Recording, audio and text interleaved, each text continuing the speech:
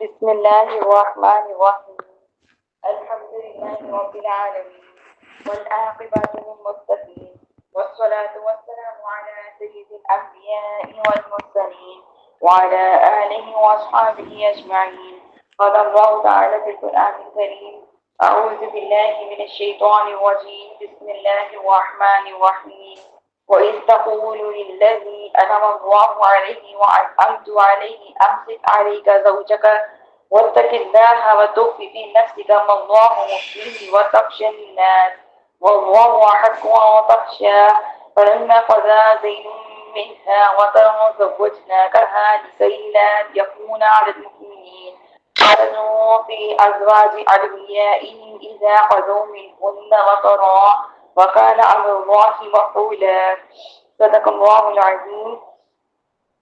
ربي اشرح لي صدري ويسر لي أمري واحلل عقدة من لساني يفقهوا قولي. ربي زدني علما ربي زدني علما ربي زدني علما. اللهم افتح علينا حكمتك وانشر علينا رحمتك يا ذا الجلال والإكرام. سبحانك لا علم لنا إلا ما علمتنا إنك أنت العليم الحكيم. نہایت قابل احترام میری پیاری بہنوں، السلام علیکم ورحمۃ اللہ وبرکاتہ۔ ابھی میں نے آپ کے سامنے مائک آف کر دیجیے پلیز۔ ابھی میں نے آپ کے سامنے سورۃ احزاب کی آیت نمبر 37 کی تلاوت فرمائی، ترجمہ سماعت فرمائیے۔ اللہ رب العزت پیار فرماتے ہیں: اے رسول مکرم صلی اللہ علیہ وسلم، یاد کیجیے جب آپ اس شخص سے کہہ رہے تھے جس پر اللہ نے انعام کیا ہے اور آپ نے بھی اس پر انعام کیا، اور تم اپنی بیوی کو اپنے نکاح میں رہنے دو اور اللہ سے ڈرتے رہو، اور اپنے آپ دل میں اس بات کو چھپا رہے تھے جس کو اللہ ظاہر فرمانے والا ہے۔ آپ نے لوگوں کے طعنوں کا اندیشہ تھا اور اللہ آپ کے خوف کا زیادہ مستحق ہے۔ پھر جب زید نے اس کو طلاق دے کر اپنی غرض پوری کر دی اور ہم نے عدت کے بعد آپ کا اس سے نکاح کر دیا تاکہ مومنہ پر اپنے منہ بولے بیٹوں کی بیویوں کے متعلق اس میں کوئی حرج نہ رہے کہ جب انہیں طلاق دے کر وہ بے غرض ہو جائیں تو وہ ان سے نکاح کریں۔ اللہ کا حکم بہرحال ہونے والا تھا۔ یہ میں نے آپ کے سامنے سورۃ احزاب کی آیت نمبر 37 کا ترجمہ رکھا، جس کے متعلق فرماتے ہیں کہ جس پر اللہ تعالیٰ نے انعام کیا ہے اس سے مراد یہ ہے کہ حضرت زید بن حارثہ کے بارے میں آپ کو میں بتاتی چلوں۔ حضرت زید بن حارثہ نبی کریم صلی اللہ علیہ وسلم کے منہ بولے بیٹے تھے، جن کے بارے میں آیا کہ حضرت زید بن حارثہ کو نبی کریم صلی اللہ علیہ وسلم نے فرمایا کہ آپ زینب بنت جحش سے نکاح کر لیں۔ زینب بنت جحش نے حضرت زید بن حارثہ سے نکاح کرنے سے منع کر دیا۔ انہوں نے کہا کہ یہ مالی اعتبار سے، نسب کے اعتبار سے یہ مجھ سے بدتر نہیں ہے، میں ان سے نکاح نہیں کروں گی۔ جب اللہ تعالیٰ نے قرآن مجید کی آیت کو نازل فرمایا کہ نبی کریم صلی اللہ علیہ وسلم کا حکم افضل ہے تو ان دونوں نے نکاح کرنے سے راضی ہو گئے، تو ان کا نکاح ہو گیا۔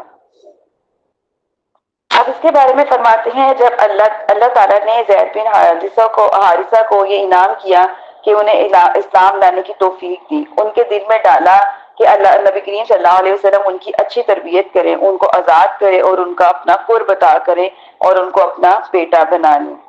اور آپ نے بھی یعنی نبی کریم صلی اللہ علیہ وسلم نے بھی حضرت زید بن حارثہ پر انعام کیا۔ اس سے کیا مراد ہے کہ ان کو آزاد کیا، ان پر اپنی اس قدر شفقت فرمائی، اس قدر حسن سلوک کیا کہ ان کو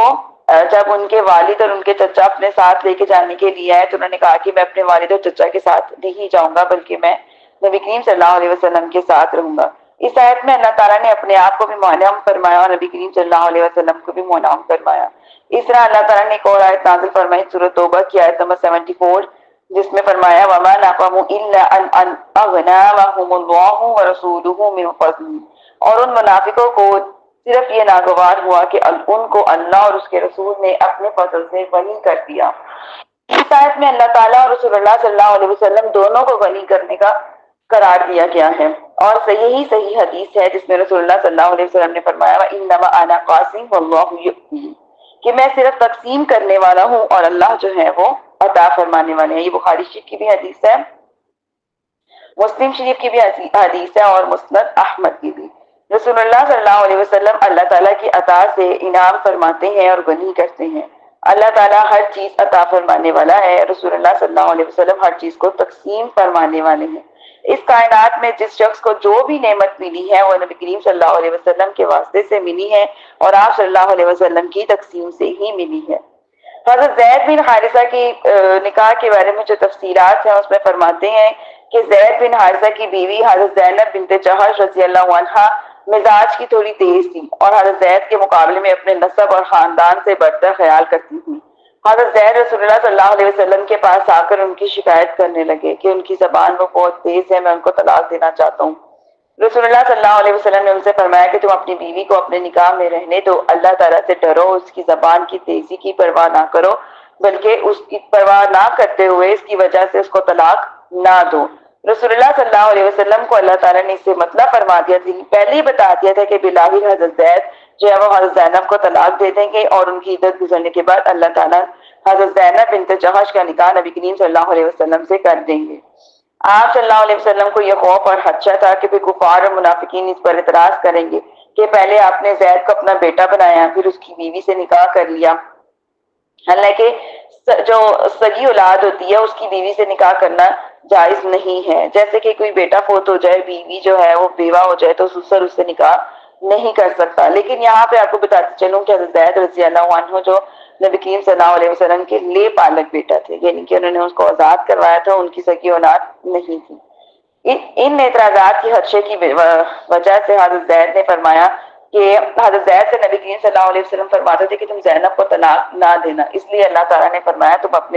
آپ اپنے دلوں میں اس بات کو چھپا رہے ہیں جس کو اللہ ظاہر کرنے والا ہے، کہ آپ کو لوگوں کے طعنوں کا اندیشہ تھا اور آپ کے خوف کا زیادہ مستحق صرف اللہ تعالیٰ ہے۔ نبی کریم صلی اللہ علیہ وسلم کو خوف تھا کہ کہیں کفار یہ نہ کہیں، مجھ پہ کوئی ایسی ویسی بات نہ کر دیں، تو اللہ تعالیٰ کیا فرماتا ہے کہ نبی کریم صلی اللہ علیہ وسلم کے خوف کا سب سے زیادہ مستحق کون ہے؟ اللہ تعالیٰ، کہ لوگوں کی پرواہ نہ کریں۔ حضرت عائشہ رضی اللہ عنہ فرماتی ہیں اگر نبی کریم صلی اللہ علیہ وسلم وہیں سے کوئی بات چھپانے والے ہوتے، کوئی آیت کو چھپانے والے ہوتے تو سب سے پہلے اس آیت کو چھپاتے۔ کیوں؟ کیونکہ نبی کریم صلی اللہ علیہ وسلم کو خدشہ تھا کہ جو کفار اور منافقین ہیں وہ نبی کریم صلی اللہ علیہ وسلم پر کوئی اعتراضات نہ کریں۔ یہ بخاری شریف کی بھی حدیث ہے، مسلم صحیح کی بھی ہے اور ترمذی شریف کی بھی ہے۔ اس کے بعد اللہ تعالیٰ نے کیا فرمایا اس آیت میں کہ جب زید نے اس کو طلاق دے کر اپنی غرض پوری کر لی، اس کا مطلب یہ ہے کہ طلاق دینے کے بعد زید کے دل میں اس کی طرف سے کوئی بھی میلان یا رغبت نہ رہی تھی، نہ ہی ان کے علیحدہ ہونے سے ان کے دل میں کوئی وحشت اور گھبراہٹ تھی۔ اس کے بعد اللہ تعالیٰ نے کسی آیت میں فرمایا کہ ہم نے عدت کے بعد آپ کا نکاح اس سے کر دیا۔ حضرت انس رضی اللہ عنہ بیان کرتے ہیں کہ جب حضرت زینب رضی اللہ عنہ کی عدت پوری ہو گئی تو رسول اللہ صلی اللہ علیہ وسلم کے بعد حضرت زینب بنت حارثہ نے فرمایا،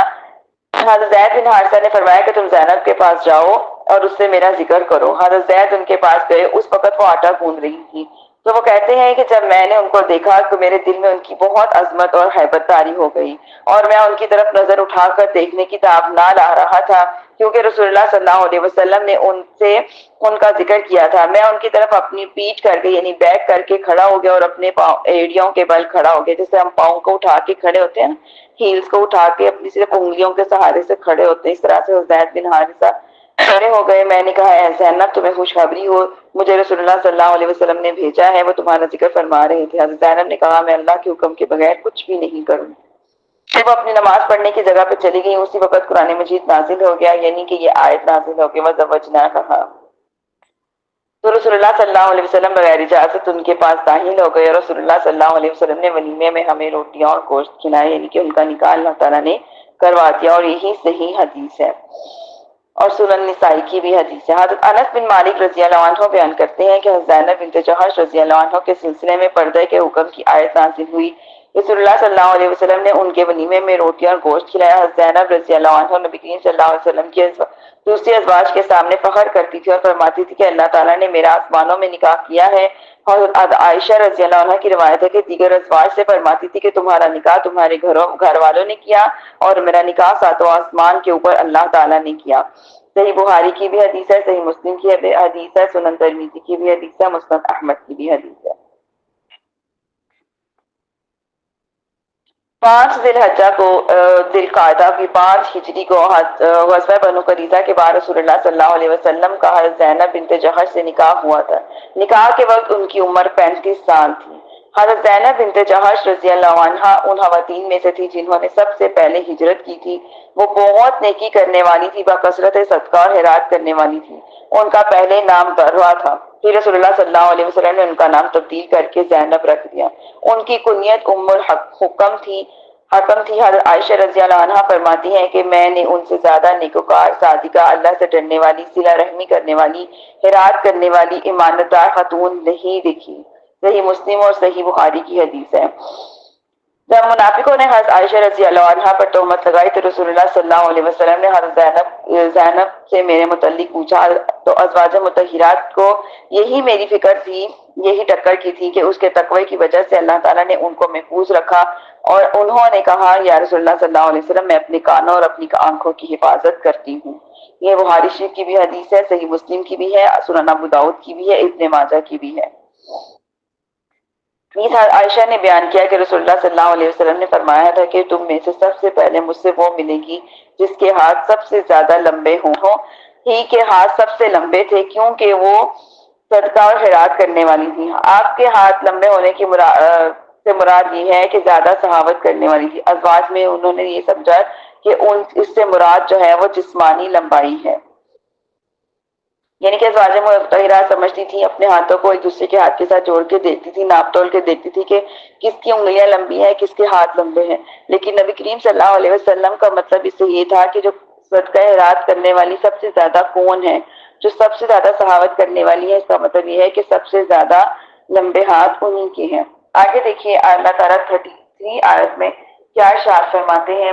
اللہ تعالیٰ فرماتے ہیں ما کان علی النبی من حرج فیما فرض اللہ له سنت اللہ فی الذین خلو من قبل وکان امر اللہ قدرا مقدورا۔ فرماتے ہیں اللہ تعالیٰ اس آیت میں، اور نبی پر اس کام میں کوئی حرج نہیں ہے جو اللہ نے اس کے لیے مقرر فرما دیا، یہ اللہ کا دستور ہے جو ان امتوں میں بھی رہا ہے جو پہلے گزر چکی ہیں، اور اللہ کے کام مقرر شدہ اندازوں پر ہوتے ہیں۔ آگے دیکھیے آیت 39 میں اللہ کیا فرماتے ہیں، الذین یبلغون رسالات اللہ ویخشونہ ولا یخشون احدا الا اللہ وکفی باللہ حسیبا۔ جو لوگ اللہ کے پیغامات کو پہنچاتے ہیں اور اس سے ڈرتے رہتے ہیں اور اللہ کے سوا کسی سے نہیں ڈرتے، تو اللہ حساب لینے کے لیے کافی ہے۔ فرماتے ہیں اللہ تعالیٰ نے رسول اللہ صلی اللہ علیہ وسلم کے لیے حضرت زینب کا نکاح کو مقدر فرما دیا تھا، تو نبی صلی اللہ علیہ وسلم کا اس نکاح کو کرنا قضاء اور قدر کے مطابق تھا، اور نکاح کرنے کو اللہ تعالیٰ اس سے پہلے نبیوں اور رسولوں کو مشروع فرما چکے تھے، اس لیے نبی صلی اللہ علیہ وسلم پر اعتراض کرنا درست نہیں ہے جب آپ کے عقد میں سب سے پہلے ازواج مطہرات موجود تھی، یعنی کہ آپ کے عقد میں پہلے سے ہی نکاح ہو گئے تھے، ازواج مطہرات جو تھی موجود تھیں، پھر آپ صلی اللہ علیہ وسلم نے حضرت زینب سے نکاح کیوں کیا؟ تو کیا فرماتے ہیں کہ حضرت داؤد علیہ السلام کے عقد میں 100 بیویاں تھیں، یعنی کہ حضرت داؤد علیہ السلام کے نکاح میں 100 بیویاں تھیں، ان کے پاس 300 کنیزیں تھیں۔ حضرت سلیمان کے نکاح میں 300 بیویاں تھیں اور 700 کنیزیں تھیں۔ فرماتے ہیں کہ اس سے معلوم ہوا کہ اللہ تعالیٰ نکاح کے معاملے میں انبیاء علیہ السلام میں کوئی تنگی نہیں رکھی، اس معاملے میں ان کو وسعت حاصل ہے، اور ایمان کے بعد دنیا کی عبادات میں سے صرف نکاح ہی ایسی عبادت ہے جو جنت میں بھی حاصل ہوگی۔ نبی صلی اللہ علیہ وسلم نے فرمایا دنیا میں سے صرف 3 چیزوں کی محبت میرے دل میں اللہ تعالیٰ نے ڈالی ہے۔ کیا ہے؟ پہلی چیز ہے خوشبو، دوسری چیز ہے عورت یعنی کہ ان کی بیویاں، اور تیسری چیز ہے کہ میری آنکھوں کی ٹھنڈک یعنی کہ نماز۔ بیویوں کی محبت اللہ تعالیٰ نے جو نبی کریم صلی اللہ علیہ وسلم کے دل میں ڈالی ہے وہ امت کو تعلیم دینے کے لیے ڈالی ہے کہ اللہ کی جو شوہر ہیں ان کے دلوں میں ان کی بیویوں کی محبت کس قدر ضروری ہے۔ اس آیت میں اللہ تعالیٰ نے فرمایا کہ اللہ تعالیٰ کے کام قدر و مقدور ہیں، اس سے قضاء اور قدر کی طرف اشارہ ہے۔ قدر سے مراد اللہ تعالیٰ کا جو علم ازل ہے، اور قضاء سے مراد اللہ تعالیٰ کا اس علم کو لوح میں لکھ کر محفوظ کر لینا۔ ہر چیز جو تدریجاً وقوع پذیر ہو رہی ہے وہ مقدور ہے۔ اس آیت سے یہ بھی اشارہ ہے کہ جب اللہ تعالیٰ اپنے نبی یا ولی کے لیے کسی کام کو مقدر فرما دیتا ہے، خواہ ظاہراً اس میں کوئی حرج ہو یا نقصان ہو، لیکن حقیقت میں اس میں کوئی حرج یا نقصان نہیں ہوتا۔ جیسے کہ مثال کے طور پہ اللہ تعالیٰ نے حضرت زید کے طلاق دینے کے بعد حضرت زینب کا نکاح جو ہے وہ نبی کریم صلی اللہ علیہ وسلم سے لکھ دیا تھا ان کے مقدر میں، کر دیا تھا، لیکن یہ ظاہراً کیا تھا کہ نبی کریم صلی اللہ علیہ وسلم کو بھی تھا کہ کفار اور منافقین میرے بارے میں کیا کہیں گے کہ میں نے پہلے اپنے بیٹے کے ساتھ اس کا نکاح کیا اور بعد میں اس کی بیوی سے نکاح کر لیا، لیکن اس میں ظاہراً ایسی کوئی بھی بات نہیں تھی۔ کیوں؟ کیونکہ جو ہے آپ نے زید کو اپنا بیٹا بنا لینے کے بعد اس کی متعلقہ سے نکاح کر لیا، یعنی حقیقت میں اس میں کوئی بھی غلط بات نہیں تھی، کیونکہ زید رضی اللہ عنہ نبی کریم صلی اللہ علیہ وسلم کے حقیقی بیٹے نہیں تھے، بلکہ کون تھے؟ منہ بولے بیٹے تھے، یعنی کہ انہوں نے ان کو لے کے پالا تھا،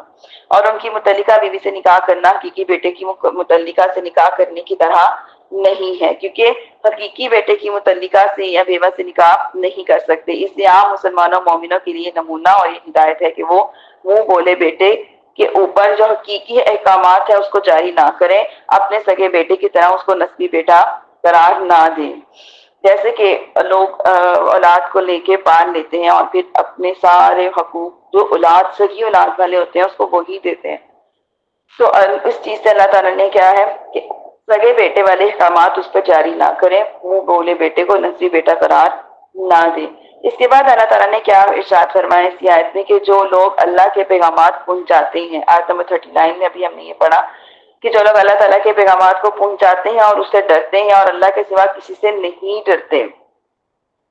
انبیاء علیہ السلام اللہ تعالیٰ کے عطاب سے ڈرتے ہیں، یعنی ان سے کوئی ایسا کام نہ ہو جائے جو اللہ تعالیٰ کی مرضی اور منشا کے خلاف ہو،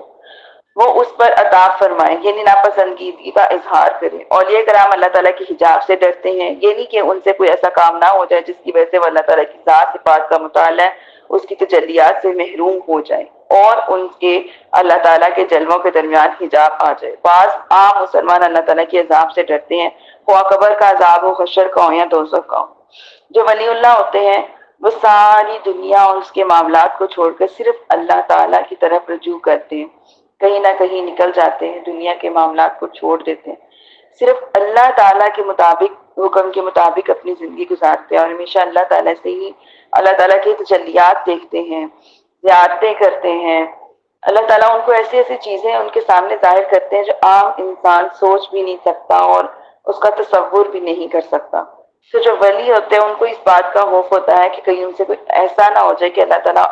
کہ جلووں کے درمیان میں حجاب آ جائے، یعنی کہ اللہ تعالیٰ جو ان کو اپنے جلوے دکھا رہے ہوتے ہیں وہ ان سے حجاب نہیں کرنا چاہتے، پردہ نہیں کرنا چاہتے، بلکہ ہمیشہ ان کے حجاب اللہ تعالیٰ کے جلووں سے ہی مستفید ہونا چاہتے ہیں، اور ان کی جو ذات اور صفات کے جو ہوتے ہیں مطالعہ ہوتا ہے ہمیشہ اس سے مستفید ہونا چاہتے ہیں۔ وہ چاہتے ہیں کہ ہم ہمیشہ اللہ تعالیٰ کے کرامات، ہمیشہ زیارتیں انبیاء کرام کی، صحابہ کرام کی، یا یہ جو کلندر ہوتے ہیں ان سب کی زیارتوں سے ہمیشہ ہم مستفید ہوتے رہیں۔ اس آیت میں اللہ تعالیٰ نے کیا فرمایا کہ جو لوگ اللہ کے پیغامات کو پہنچاتے ہیں اور اس کے سوا نہیں ڈرتے، حل ہے کہ وہ بھی اللہ تعالیٰ کے غیر سے، اللہ کے غیر سے ڈرتے رہے ہیں۔ جب حضرت موسیٰ علیہ السلام کی لاٹھی اژدہا بن گئی تو اس سے خوف زدہ ہو کے کہ اللہ تعالیٰ نے فرمایا خذھا ولا تخف، اور یعنی کہ اس اپنے اژدہے کو پکڑ لیجیے اور اس سے مت ڈریے، اور اس طرح حضرت یعقوب علیہ السلام سے فرمایا وَأَخَافُ أَن يَأْكُلَهُ الذِّئْبُ، یعنی کہ اور مجھے خوف ہے کہ اس کو بھیڑیا کھا لے گا۔ حضرت یوسف علیہ السلام کے بارے میں جو حضرت یعقوب علیہ السلام نے فرمایا تھا سورہ یوسف میں، اس کا جواب یہ ہے کہ اللہ تعالیٰ نے جو فرمایا کہ وہ اللہ کے سوا کسی سے نہیں ڈرتے، اس کا معنی ہے کہ ان کا یہ اقتدار ہوتا ہے کہ اللہ تعالیٰ کے ارادوں اور اس کے حکم کے بغیر انہیں کوئی بھی چیز ضرر اور نقصان نہیں پہنچا سکتی، کیونکہ ان کو علم ہوتا ہے کہ ہر چیز اللہ تعالیٰ کی قضا اور قدر سے ہوتی ہے، اور جن بعض واقعات میں ان کو غیر اللہ سے ڈر ہو، وہ اس میں ڈر جو ہے وہ پشرا تقاضوں سے عارض ہوا ہے، جیسے ان کا سونا، کھانا پینا، ازواج کے ساتھ مشغول ہونا پشرا تقاضوں سے تھا، ورنہ ان کو اللہ تعالیٰ کے ساتھ قرب اور اس کی معرفت کا تقاضا یہ تھا کہ وہ ہر وقت اللہ تعالیٰ کے تجلیات کے مشاہدے سے منہمک اور مستغرق رہتے اور اس کی یاد اور اس کے ذکر کے سوا کسی چیز کی طرف متوجہ نہیں ہوتے تھے۔ یہی وجہ ہے کہ نبی صلی اللہ علیہ وسلم نے فرمایا کہ دنیا میں صرف 3 چیزوں کی محبت میرے دل میں ڈالی گئی، کیا؟ ایک خوشبو، ایک ان کی بیویاں یعنی عورتیں، اور تیسری چیز کیا تھی کہ میری آنکھوں کی ٹھنڈک یعنی کہ نماز۔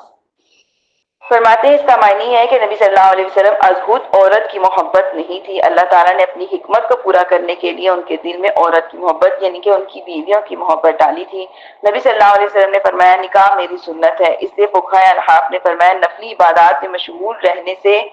نفلی عبادتوں میں مشغول رہنے سے جو ہے وہ نکاح افضل ہے. نکاح کرنے سے انسان کا ایمان بھی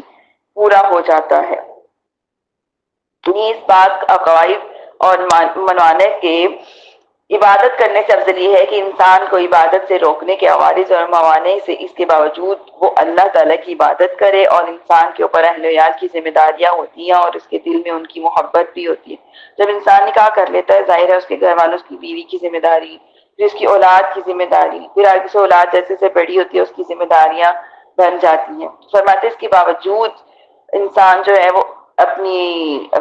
جو بیوی سے، گھر والوں سے، اپنے شوہر سے ایک دوسرے سے محبت ہوتی ہے، وہ اتنا بیزی ہو جاتا ہے کہ وہ دنیا اپنے گھر والوں کی ذمہ داریوں مشغول ہو جاتا ہے. اس کے باوجود بھی وہ کیا کرتا ہے، اپنے اوپر فرائض واجبات کو ادا کرتا ہے، محرمات مکروہات سے رکتا بھی ہے، لیکن اس کے لیے مشکل بھی ہوتا ہے، لیکن وہ پھر بھی یہ سارا کچھ کرتا رہتا ہے. جیسے کہ ہم شادی شدہ ہونے کے باوجود اللہ کے دین کا کام بھی کرتے ہیں، نماز، تسبیح، حج، روزہ، زکوٰۃ جو بھی ہمارے اختیار میں ہوتا ہے ہم سب ادا کرتے ہیں. اپنی اولاد کو بھی دیکھتے ہیں، اپنے گھر والوں کو بھی دیکھتے ہیں، سسرال والوں کو بھی دیکھتے ہیں، ہمسایوں کو بھی دیکھتے ہیں، جہاں تک بھی ہماری کوشش آتی ہے وہاں تک دیکھتے ہیں. یہ سب کچھ مینج کرنا بہت مشکل ہوتا ہے، لیکن اس کے باوجود یہ سب کچھ کرتے ہیں. اس لیے شادی شدہ انسان کو اللہ اور رسول کی اطاعت کرنا زیادہ لائق تعریف ہے، یہ بنسبت مجرود انسان یعنی اکیلے انسان سے. اس لیے فقہاء انحاف نے یہ فرمایا ہے کہ نفلی عبادت سے مشغول رہنے کی نسبت انسان کا نکاح کرنا افضل ہے، کیونکہ جب انسان نکاح کے بعد ان ساری مصروفیات میں کے باوجود اللہ تعالیٰ کے کام کو پورا کرتا ہے تو اللہ تعالیٰ کے نزدیک یہ بہت زیادہ قابل تعریف ہے. آگے دیکھیے آپ آیت نمبر 14 میں اللہ تعالیٰ کے ارشاد فرما رہے ہیں: ما كان محمد ابا احد من رجالكم ولكن رسول الله وخاتم النبيين وكان الله بكل شيء عليما. فرماتے ہیں محمد صلی اللہ علیہ وسلم تمہارے مردوں میں سے کسی کے باپ نہیں. نبی کریم صلی اللہ علیہ وسلم کے 2 بیٹے تھے جن کا کہ وصال ہو گیا. مردوں میں کسی کے باپ نہیں، وہ اللہ کے لیکن وہ اللہ کے رسول اور آخری نبی ہے، اور اللہ ہر چیز کو خوب جاننے والا ہے. قتادہ نے فرمایا یہ آیت حضرت زید بن حارثہ کے متعلق نازل ہوئی کہ وہ آپ صلی اللہ علیہ وسلم کے بیٹے نہیں ہیں، اور آپ کے 4 نسبی بیٹے تھے: حضرت قاسم، حضرت ابراہیم، حضرت طیبہ اور مطہر. یہ والد تھے. بعض روایات میں آیا ہے کہ نبی کریم صلی اللہ علیہ وسلم کے 2 بیٹے تھے.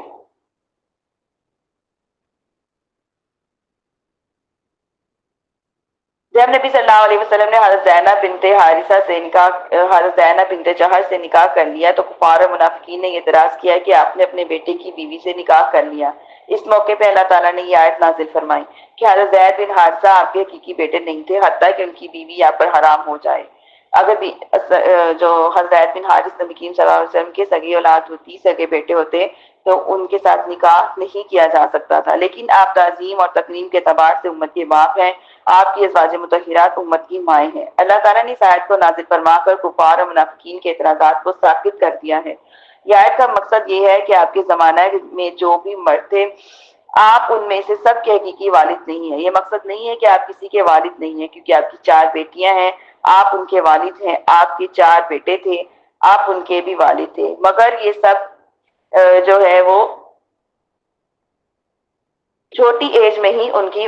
وفات ہو گئی تھی، ان کے 4 بیٹوں کی، اور ان میں سے کسی کے یعنی کہ وہ پھر مردوں میں سے کسی کے بھی باپ نہیں رہے. اور کیا ہے کہ وہ جب مرد ہونے کی عمر تک پہنچے ہی نہیں تھے، چھوٹی عمر میں ہی ان کا وصال ہو گیا تھا، وہ چھوٹے چھوٹے تھے. جب آپ مردوں میں سے کسی کے حقیقی والد نہیں ہیں، اللہ تعالیٰ نے فرمایا تمہارے مردوں میں سے کسی کے والد نہیں ہے، تو اور یہ 4 ان کی نسبی بیٹے تھے، مخاطبین کے مردوں میں سے نہ تھے. بعض حدیث میں ہے کہ آپ نے حضرت حسن حسین رضی اللہ عنہ کے متعلق فرمایا یہ دونوں میرے بیٹے ہیں. سنن ترمذی کی حدیث ہے، لیکن آپ نے ان کو مجازن اپنے بیٹے فرمایا، ان کے نسبی بیٹے نہیں تھے. وہ حضرت علی رضی اللہ عنہ کے نسبی بیٹے تھے اور آپ کے نواسے تھے. خلاصہ یہ ہے کہ وہ تمہارے مردوں میں کسی کے باپ نہیں اور نہ ہی کسی مرد کے حقیقی والد ہیں اور نہ ہی رضائی والد. ہم نے امام ابن جریر رضی اللہ عنہ امام ابن خاتم کے حوالے سے لکھا ہے کہ رسول اللہ صلی اللہ علیہ وسلم کے 4 بیٹے تھے، لیکن مشہور یہ ہے کہ ان کے 2 بیٹے تھے، قاسم اور ابراہیم. حضرت قاسم حضرت حتیجہ کے بطن سے پیدا ہوئے، اس کی کنیت سے ان کو اپنا ابو قاسم، اور ابراہیم آپ کی کنیز ماریہ قبطیہ کے بطن سے پیدا ہوئے، اور حضرت ابراہیم کے علاوہ آپ کی تمام اولاد قبل اسلام پیدا ہوئی. یعنی کہ حضرت ماریہ کی۔ صرف حضرت ابراہیم واحد ہیں جو زمانہ اسلام میں پیدا ہوئے، اسی وجہ سے ان کا لقب طیب اور مطہر ہے۔ اسی آیت میں دیکھیے اللہ تعالیٰ نے کیا ارشاد فرمایا کہ سیدنا محمد مصطفیٰ صلی اللہ علیہ وسلم خاتم النبیین اور آخری نبی ہونے پر صاف اور صریح آیت ہے یہی سورت احزاب کی آیت نمبر 40 جو ابھی میں نے آپ کے سامنے تلاوت کی، اس لیے کہ قرآن مجید کی اور بھی آیات ہے جس سے آپ صلی اللہ علیہ وسلم کا خاتم النبیین اور آخری نبی ہونا ثابت ہے، جیسے کہ جو سورت سبا ہے اس کی آیت نمبر دیکھیے 28، نبی صلی اللہ علیہ وسلم کے اوپر دین کا کامل اور تمام ہونا اس بات کی دلیل ہے کہ آپ آخری نبی ہیں، کیونکہ اس کے بعد کوئی بھی نبی کا آنا اس وقت ممکن ہوتا جب آپ کے دین میں ان کی شریعت میں کوئی کمی ہوتی، جس کمی کو بعد میں آنے والا نبی پورا کرتا ہے، اور جب آپ کا دین کامل ہے اور تمام ہے اور اس کو نامکمل کرنا ممکن نہیں ہے، نامکمل ہونا ممکن نہیں ہے، تو آپ کے بعد کسی نبی کا آنا بھی ممکن نہیں ہے۔ جیسے کہ پہلے انبیاء کرام تشریف لے کے لاتے تھے تو نبی کریم صلی اللہ علیہ وسلم کے آنے کی بشارت دیتے تھے اور کیا فرماتے تھے کہ ایک آخری نبی آئیں گے، ایک آخری امت آئے گی، ایک آخری کتاب نازل ہوگی۔ پھر وہ نبی کریم صلی اللہ علیہ وسلم کے آخری نبی ہونے کی نشانیاں بتاتے تھے، قبلہ تعین ہوں گے، ان کا نام احمد ہوگا۔ جب نبی کریم صلی اللہ علیہ وسلم اس دنیا میں تشریف لے آئے تو وہ قبلہ تعین بھی تھے، ان کا نام بھی احمد تھا، اور جتنی بھی نشانیاں پچھلے نبیوں نے بتائی تھیں وہ ساری کی ساری نبی کریم صلی اللہ علیہ وسلم میں پائی جاتی تھی۔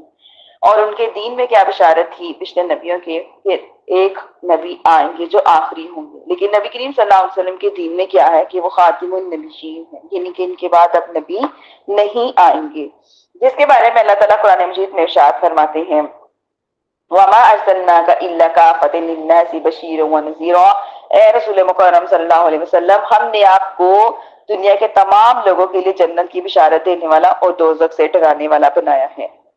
نبی کریم صلی اللہ علیہ وسلم کے وصال سے پہلے اللہ تعالیٰ نے پورے دین کو مکمل فرما دیا، قرآن مجید کو پورا مکمل نازل فرما دیا، اور اس قرآن میں زندگی گزارنے کے دنیا آخرت کے تمام معاملات، شریعت، نبوت، جتنی بھی چیزیں تھیں، جتنی بھی آئندہ ہوں گی، جو ہو چکی ہیں، جو موجود ہیں، شرعی اعتبار سے، زمانے کے اعتبار سے، نبوت کے اعتبار سے، جو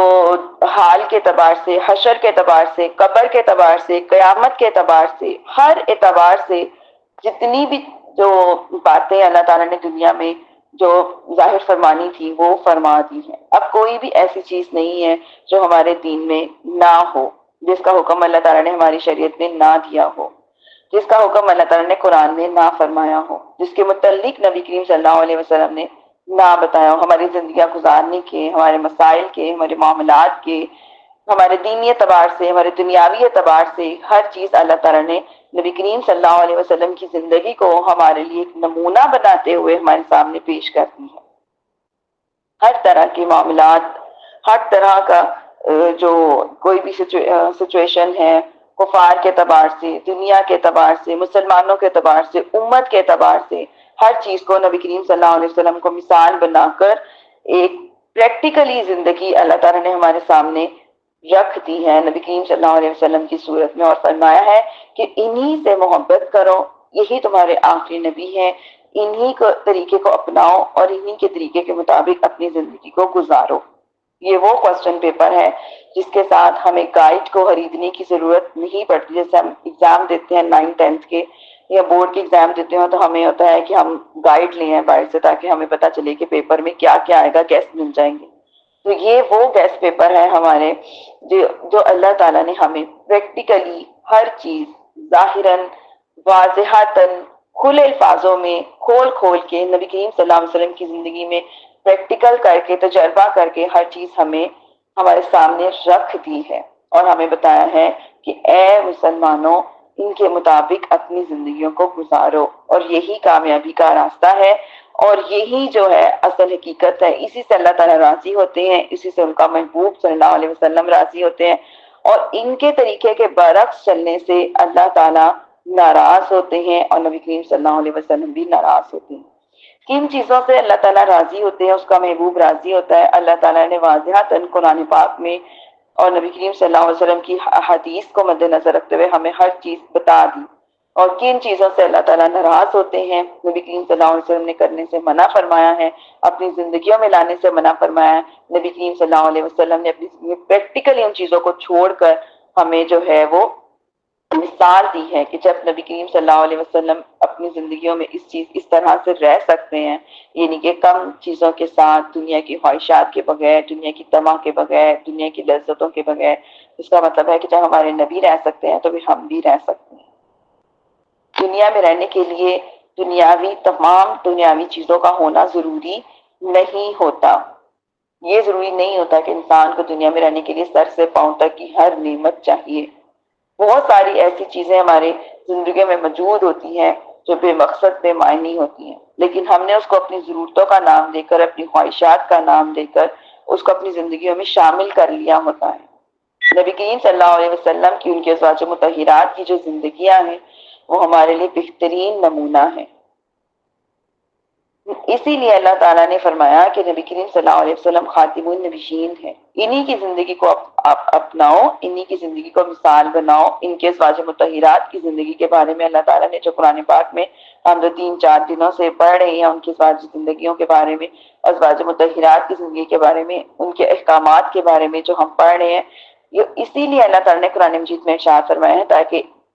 ہم عام عورتیں اس سے جو ہے سبق لے سکیں، ہم عام عورتوں کو جو تعلیم دی جا رہی ہے اس تعلیم کو اپنی زندگیوں میں شامل کر سکیں اور اس کے مطابق اپنی زندگی کو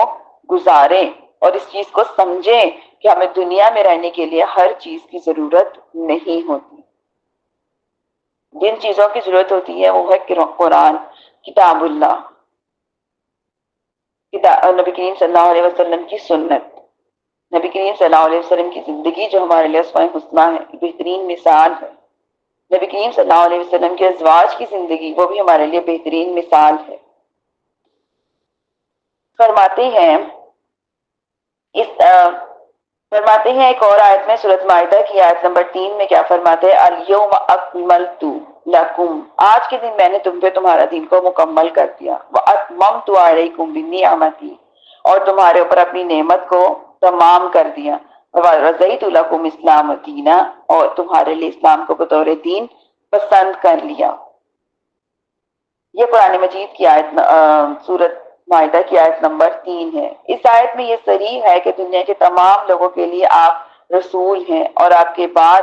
کسی نبی کی بعثت کو جائز قرار دینا جائز قرار دیا جائے تو لازم ہے کہ آپ تمام لوگوں کے لیے رسول نہیں ہیں۔ یعنی کہ اگر نبی کریم صلی اللہ علیہ وسلم کے بعد کوئی نبی آتا، کوئی نبی تشریف لاتے، تو اٹ مینس کہ نبی کریم صلی اللہ علیہ وسلم پوری امت کے نبی نہیں ہوتے۔ ظاہری بات ہے کوئی اور نبی آتے تو آگے آنے والے لوگ انہی کی امت ہو جاتی نا۔ تو اب نبی کریم صلی اللہ علیہ وسلم چونکہ آخری نبی ہے، اس لیے ساری کی ساری امت نبی کریم صلی اللہ علیہ وسلم کی ہے۔ نبی کریم صلی اللہ علیہ وسلم کی پوری دنیا میں سب کے رسول ہیں، بلکہ بعض اوقات لوگوں کے لیے کوئی اور رسول آئے گا اور ان سے یہ آیت کاذب ہو جائے گی، اور قرآن مجید کا کاذب ہونا محال ہے، کیونکہ قرآن مجید حق اور سچ ہے۔ اس لیے لازم آیا ہے کہ آپ کے پاس کوئی اور نبی کا آنا محال ہے۔ جب ہم قرآن پاک کو شروع کرتے ہیں سب سے پہلی آیت کیا پڑھتے ہیں؟ ذالک الکتاب لا ریب فیہ، اس کتاب میں کوئی بھی شک نہیں ہے، شک کا احتمال بھی نہیں ہے۔ ٹھیک، تو قرآن مجید حق اور سچ ہے۔ قل یا ایھا الناس انی رسول اللہ الیکم جمیعا، سورۃ اعراف کی آیت نمبر 158۔ آپ کہیں اے لوگو، بے شک میں تم سب کی طرف اللہ کا رسول ہوں۔ اس آیت سے بھی یہ بات پتہ چلتی ہے کہ آپ کے بعد کوئی بھی نبی کا آنا ممکن نہیں ہے، آپ صلی اللہ علیہ وسلم ہی آخری رسول ہیں۔ سورۃ انبیاء کی آیت نمبر 107 میں اللہ نے فرمایا وَمَا أَرْسَلْنَاكَ إِلَّا رَحْمَةً لِلْعَالَمِينَ، اور ہم نے آپ کو تمام جہانوں کے لیے رحمت بنا کر بھیجا ہے۔ اس آیت سے بھی یہ پتہ چلتا ہے کہ آپ کے بعد کسی رسول کا آنا ممکن ہو تو پھر بعض لوگوں کے لیے وہ رسول رحمت ہوگا، اور تمام جہانوں کے لیے رحمت نہیں ہے۔ لیکن نبی کریم صلی اللہ علیہ وسلم کون ہے؟ رحمت للعالمین۔ عالمین کہتے ہیں سارے جہان، دونوں جہان، دنیا کا بھی جہان اور آخرت کا بھی جہان۔ تو جب نبی کریم صلی اللہ علیہ وسلم ہی آخری نبی ہے تو وہ رحمت للعالمین ہے، یعنی دنیا میں بھی سب کے لیے رحمت ہے اور آخرت میں بھی ہر ایک کے لیے رحمت ہے۔ سورۃ فرقان کی آیت نمبر 1 میں اللہ نے کیا فرمایا؟ تبارک الذی نزل الفرقان علی عبدہ لیکون للعالمین نذیرا، وہ ذات برکت والی ہے جس نے اپنے عبد کامل پر وہ کتاب نازل کی جو حق اور باطل میں فرق کرنے والی ہے، تاکہ وہ عبد اور کامل تمام جہانوں کے لیے عذاب سے ڈرانے والا ہو جائے۔ اس آیت میں بھی اس طرح استدلال ہے کہ آپ کے بعد کسی نبی کی بعثت کو جائز اور ممکن کہا جائے تو آپ تمام جہانوں کے لیے ڈرانے والے نہیں رہیں گے، کیونکہ بعض لوگوں کو عذاب سے ڈرانے والا وہ رسول ہوگا جو اس آیت کے خلاف ہوگا۔ اور نبی کریم صلی اللہ علیہ وسلم کون ہے؟ جو لوگوں کو ڈراتے بھی ہیں، خوشخبری بھی سناتے ہیں اور ڈراتے بھی ہیں، کفار کو ڈراتے ہیں اور مسلمانوں کے لیے خوشخبری سناتے ہیں۔ اور سورۃ آل عمران کی آیت نمبر 81 میں اللہ نے کیا فرمایا؟ وَإِذْ أَخَذَ اللَّهُ مِيثَاقَ النَّبِيِّينَ لَمَا آتَيْتُكُم مِّن كِتَابٍ وَحِكْمَةٍ ثُمَّ جَاءَكُمْ رَسُولٌ مُصَدِّقٌ لِّمَا مَعَكُمْ لِتُؤْمِنُنَّ بِهِ وَتَنصُرُنَّهُ قال اقررتم او اخذتم على ذلك اسری قالوا اقررنا قال فاشهدوا انا معكم من الشاهدين۔ کیا فرماتے ہیں؟ یاد کیجئے جب اللہ نے تمام نبیوں سے یہ پختہ عہد دیا ہے کہ میں تمہیں جو کتاب اور حکمت عطا کروں وہ تمہارے پاس وہ عظیم رسول آ جائے، پھر وہ تمہارے پاس وہ عظیم رسول آ جائے جو ان چیزوں کی تصدیق کرے جو تمہارے پاس ہیں، اور پھر تم سب اس پر ضرور ایمان لانا اور تم سب ضرور اس کی مدد فرمانا، اور ہم تم نے اقرار کر لیا کہ تمہارے اس بھاری عہد کو قبول کر لیا اور میرے اس بھاری عہد کو قبول کر لیا۔ انہوں نے فرمایا ہم نے اقرار کر لیا، بس تم سب ایک دوسرے پر گواہ ہو جاؤ اور میں بھی تمہارے ساتھ گواہوں میں ہوں۔ اس آیت کا تقاضا یہ ہے کہ جب نبی کے آنے سے پہلے تمام رسولوں پر اس کے ایمان لانے اور اس کی نصرت کرنے کا پختہ عہد کر لیا گیا ہے، اور تمام رسولوں وہ تمام رسولوں کے بعد آئیں گے، اور اگر آپ کے بعد کسی اور نبی کے آنے کا ممکن مانا جائے تو لازم آئے گا کہ وہی آخری رسول ہوں گے اور اسی کے متعلق تمام نبیوں سے پختہ عہد دیا گیا ہو، اور آپ سے بھی اس پر ایمان لانے اور اس کی نصرت کرنے کا عہد دیا گیا ہو، اور یہ ہدایتاً باطل ہے۔ کیوں؟ کیونکہ نبی کریم صلی اللہ علیہ وسلم ہی آخری نبی ہے، انہی کے متعلق اللہ تعالیٰ نے تمام انبیاء کرام سے عہد لیا، انہی کے متعلق اللہ تعالیٰ نے کیا فرمایا کہ میرے اس بھاری عہد کو قبول کر لو اور جو بھی آخری نبی ہوں گے ان کی تصدیق کرنا اور ان پر ایمان ضرور لانا، ان کی ضرور مدد کرنا، اور تم بھی گواہ بن جاؤ اور میں بھی گواہ بن جاتا ہوں۔ سورہ جمعہ کی آیت نمبر 2 اور 3 میں اللہ کیا فرما رہے ہیں؟ هو الذی بعث فی الامیین رسولا منہم یتلو علیہم آیاتہ ویزکیہم ویعلمہم الکتاب والحکمہ وإن كانوا من قبل لفی ضلال مبین وآخرین منہم لما یحقوا بہم وہو عزیز الحکیم۔ وہی ہے جس نے امی لوگوں میں انہی میں سے کیا ہے ایک عظیم رسول کو بھیجا جو ان پر اللہ کی آیتوں کی تلاوت کرتا ہے اور ان کے باطن کو صاف کرتا ہے اور ان کو کتاب اور حکمت کی تعلیم دیتا ہے، بے شک وہ اس کے آنے سے پہلے کھلی ہوئی گمراہی میں تھے، اور اس رسول کو دوسروں کے لیے بھی بھیجا ہے جو ابھی تک پہلو میں نہیں ہے اور بے حد غالب اور حکمت والا ہے۔ اس آیت کا تقاضا یہ ہے کہ سیدنا محمد مصطفیٰ صلی اللہ علیہ وسلم اپنے زمانے کے لوگوں کے بھی رسول ہیں، بعد کے آنے والے لوگوں کے بھی رسول ہیں۔ اب اگر یہ کہا جائے کہ آپ کے بعد کسی اور رسول کا آنا ممکن ہے تو پھر اس رسول پر ایمان لانے والوں کے لیے آپ رسول نہیں ہوں گے، اور یہ اس آیت کے خلاف ہے، کیونکہ اللہ تعالیٰ نے کیا فرمایا کہ نبی کریم صلی اللہ علیہ وسلم ہی قیامت تک ہر ایک کے لیے رسول ہیں، نبی ہیں۔ کیا فرماتے ہیں؟ اس رسول کو دوسروں کے لیے بھی بھیجا جو ابھی تک دنیا میں تشریف نہیں لائے، جو ابھی تک ان سے نہیں ملے، جو بعد میں آنے والے ہیں۔ ٹھیک ہے، سورۃ جمعہ کی آیت نمبر 3 میں آگے دیکھیں سورۃ نساء میں بھی اللہ تعالیٰ نے کیا فرمایا؟ وہ اور جو شخص اس پر ہدایت واضح ہونے کے بعد رسول اللہ صلی اللہ علیہ وسلم کی مخالفت کرے اور تمام مسلمانوں کا راستہ چھوڑ کر دوسرے راستے پر چلے، ہم اس کو اسی کی طرف پھیر دیں گے جس طرف وہ پھرا ہوگا، اور اس کو دوزخ میں داخل کر دیں گے، اور وہ کیا ہی برا ٹھکانہ ہے۔ عہدہ رسالت میں تمام مسلمانوں کا عقیدہ یہ ہے کہ رسول اللہ صلی اللہ علیہ وسلم خاتم النبیین ہے اور آخری نبی ہے، اور آپ کے بعد کسی نبی کا مبعوث ہونا محال ہے۔ جو اس آیت کے خلاف عقیدہ رکھے گا وہ اس آیت کی وعید کا مستحق ہوگا۔ ایسے ہی دیکھیے کیا ایک اور آیت میں سورہ حدید میں اللہ کیا فرماتا ہے؟ تم میں سے جن لوگوں نے فتح مکہ سے پہلے اللہ کی راہ میں خرچ کیا اور جہاد کیا، اور وہ دوسروں کے برابر نہیں ہے، اور ان کا ان لوگوں سے بہت بڑا درجہ ہے جنہوں نے اس کے بعد اللہ کی راہ میں خرچ کیا اور قتال کیا، اور اللہ نے ہر ایک کے نیک عاقبت کا وعدہ فرمایا ہے۔ اس آیت کا تقاضا ہے کہ فتح مکہ کے بعد اللہ کی راہ میں جہاد کرنے والے صحابہ بعد کے صحابہ سے بہت افضل تھے۔ فتح مکہ میں جن صحابہ نے اللہ تعالیٰ کی راہ میں حج کیا اور کیا حج کیا تو وہ والے صحابہ بعد کے صحابہ سے بہت زیادہ افضل تھے۔ اگر سیدنا محمد مصطفیٰ صلی اللہ علیہ وسلم کے بعد کسی نبی کا مبعوث ہونا ممکن ہوتا تو ان صحابہ سے افضل ہوتا، لیکن